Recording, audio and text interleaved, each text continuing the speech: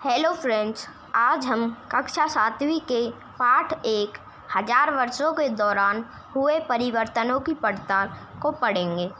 तो चलो शुरू करते हैं। मानचित्र 1 और 2 पर नज़र डालिए। मानचित्र 1 के बारे में यहाँ पर दे रखा है।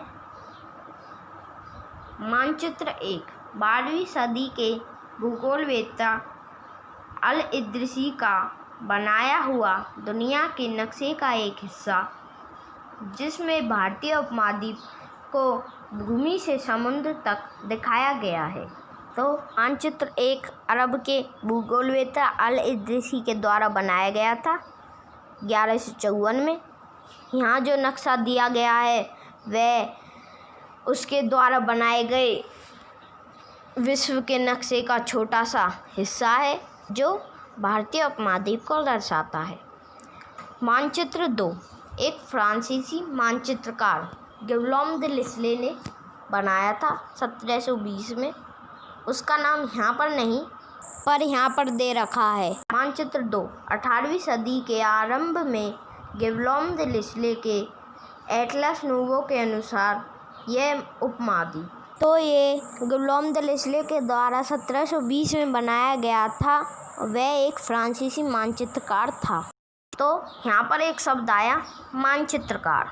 तो मानचित्रकार के बारे में यहाँ पर दे रखा है। मानचित्रकार जो व्यक्ति मानचित्र नक्शे बनाता है, जो व्यक्ति मानचित्र नक्शे बनाता है वह मानचित्रकार कहलाता है। तो ये अल इद्रिसी भी एक मानचित्रकार था और ये गिलॉम दे लिस्ले भी एक मानचित्रकार था। तो दोनों नक्शे एक ही इलाके के हैं, भारतीय उपमहाद्वीप के ही हैं, परंतु इनमें काफ़ी अंतर पाया जाता है। अल इद्रिसी के नक्शे में दक्षिण भारत उस जगह है जहां हम आज उत्तर भारत ढूंढेंगे और श्रीलंका का द्वीप ऊपर की तरफ है। जगहों के नाम अरबी में दिए गए हैं।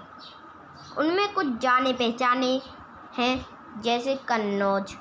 हम आज भी कन्नौज का नाम सुनते हैं, तो वो भी जाना पहचाना है, जो कि उत्तर प्रदेश में है। जो ये मानचित्र 2 है, ये पहले मानचित्र के लगभग 600 साल बाद बनाया गया। कालावधि में उपमहाद्वीप के बारे में सूचनाएं बहुत बदल चुकी थीं। यह नक्शा हमें ज़्यादा परिचित होगा, क्योंकि आजकल हम जो नक्शे देखते हैं वो कुछ इसी तरह के होते हैं। उसमें विशेषकर तटीय इलाकों के बारीक ब्यौरे देखकर आश्चर्य होता है कि आजकल जो हम नक्शे देखते हैं बिल्कुल तटीय क्षेत्र पर से तो बिल्कुल ऐसे ही दिखते हैं। आश्चर्य होता है कि इतने साल पहले ऐसा ही मानचित्र कैसे बनाया गया।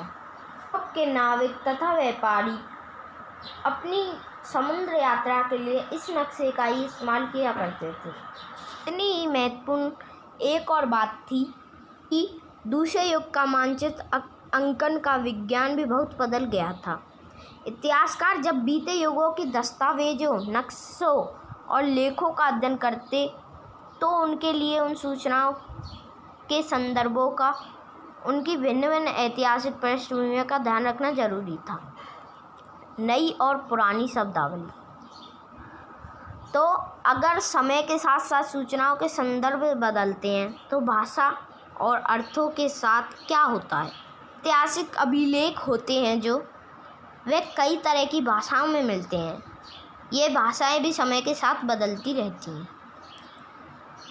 उदाहरण के लिए इसमें दे रखा है कि जो मध्य युग की फ़ारसी थी वो आज की फ़ारसी से बहुत भिन्न है। यह भिन्नता सिर्फ व्याकरण और शब्द भंडार में ही नहीं आई, समय के साथ शब्दों के अर्थों में भी बदलाव आए। जैसे उदाहरण के लिए हिंदुस्तान शब्द ही लीजिए। आज हम हिंदुस्तान शब्द का उपयोग किस लिए करते हैं। हम हिंदुस्तान शब्द का अर्थ राष्ट्रीय राज्य भारत के अर्थ में लेते हैं।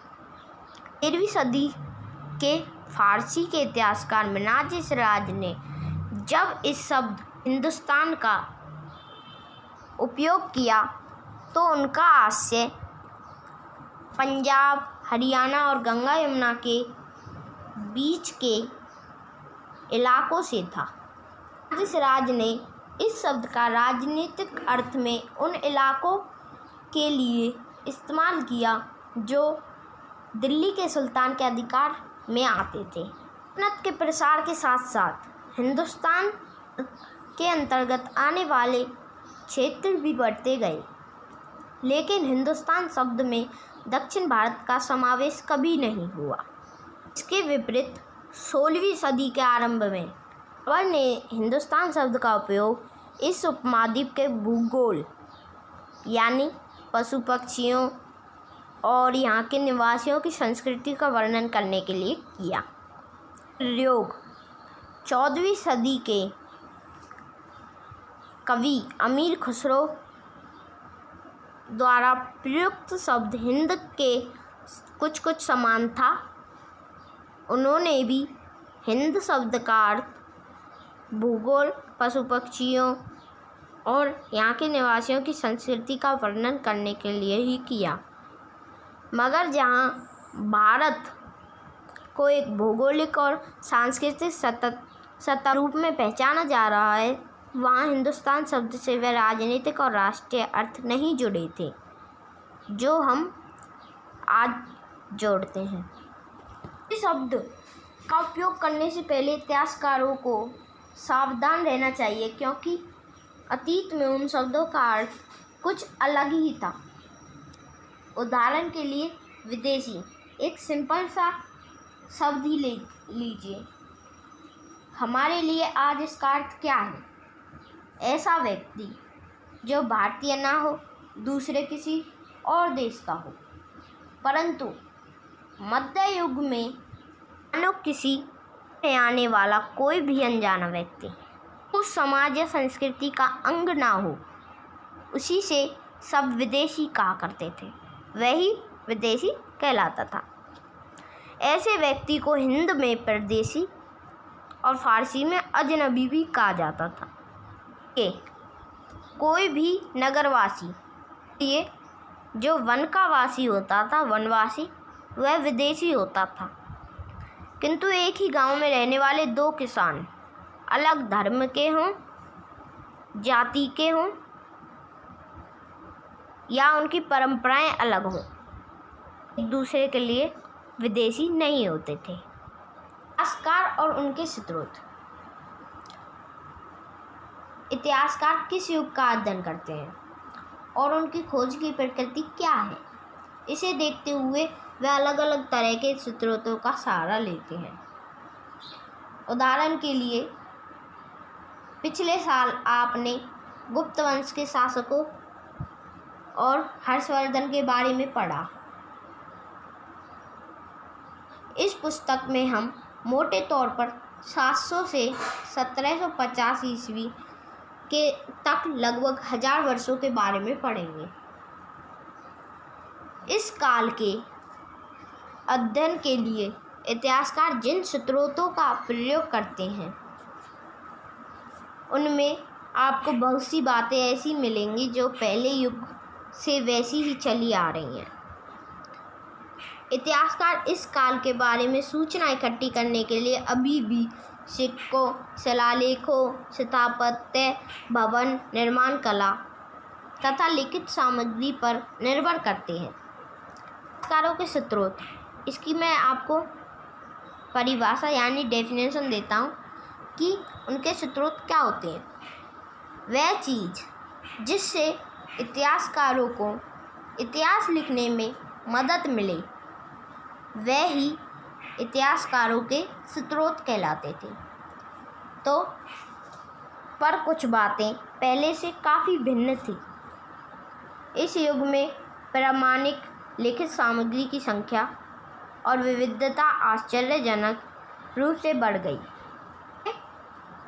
कार सूचनाओं के दूसरे प्रकार के स्रोतों का इस्तेमाल धीरे धीरे कम हो। इस समय के दौरान कागज़ क्रमशः सस्ता हो गया और बड़े पैमाने पर उपलब्ध होने लगा।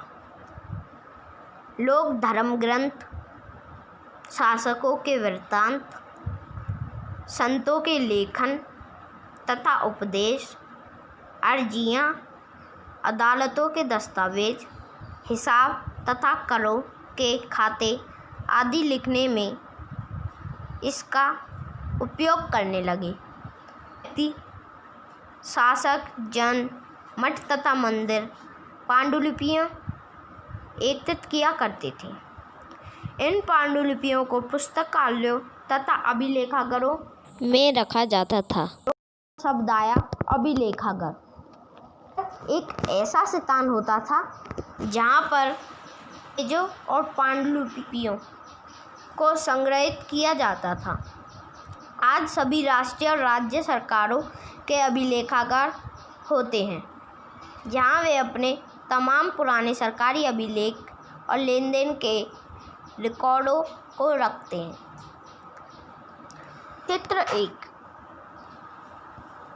यह एक लघु चित्र की प्रतिकृति है जिसमें एक लिपिक किसी पांडुलिपि की नकल कर रहा है।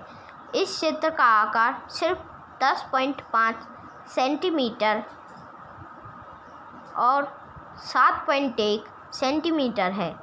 इस छोटे आकार के कारण इसे लघु चित्र या मिनिएचर कहा जाता है। कभी कभी इन लघु चित्रों का प्रयोग लेख में आई पांडुलिपियों को स्पष्टता प्रदान करने के लिए किया जाता था। यह इतने सुंदर होते थे कि आगे चलकर संग्रहकर्ता अक्सर इन चित्रों को पांडुलिपियों से अलग करके बेचने लगे थे।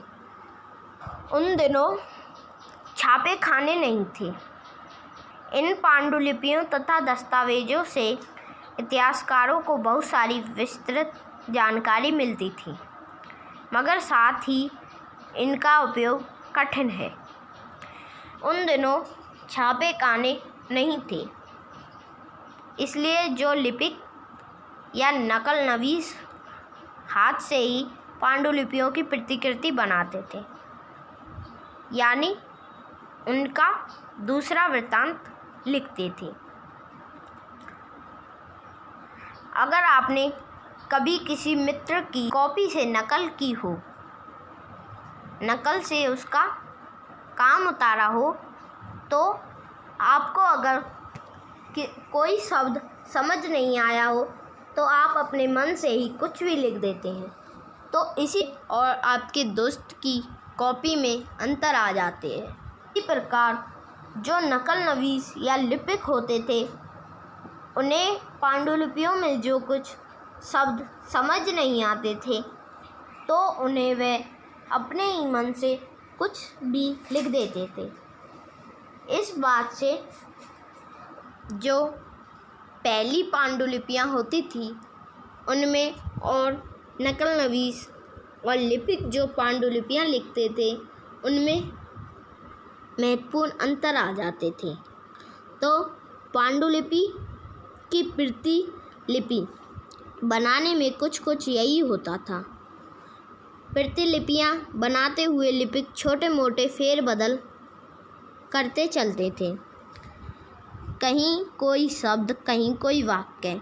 सदी दर सदी प्रतिलिपियाँ की भी प्रतिलिपियाँ बनती रही और अतः इन एक ही मूल ग्रंथ की भिन्न भिन्न प्रतिलिपियाँ एक दूसरे से बहुत ही अलग हो चुकी थी। इससे भी समस्या उत्पन्न हो गई, क्योंकि आज हमें लेखक की मूल पांडुलिपि शायद ही कहीं मिलती है। हमें बाद के लिपिकों द्वारा बनाई गई प्रतिलिपियों पर ही पूरी तरह निर्भर रहना पड़ा। इसलिए इस बात का अंदाज़ा लगाने के लिए कि मूलतः लेखक ने क्या लिखा था, इतिहासकारों को एक ही ग्रंथ की विभिन्न प्रतिलिपियों का अध्ययन करना पड़ता है। लेखक स्वयं भी समय समय पर अपने मूल वृत्तांत में संशोधन करते रहते थे। 14वीं शताब्दी के इतिहासकार जियाउद्दीन बर्नी ने अपना वृत्तांत 2 बार लिखा था। पहली बार 1356 में और दूसरी बार इसके 1358 में। दोनों में अंतर है, लेकिन 1971 तक इतिहासकारों को पहली बार वाले वृत्तांत की जानकारी ही नहीं थी। यह पुस्तकालयों के विशाल संग्रहों में कहीं दबा पड़ा था। आगे का चैप्टर हम पार्ट 2 में पढ़ाएंगे।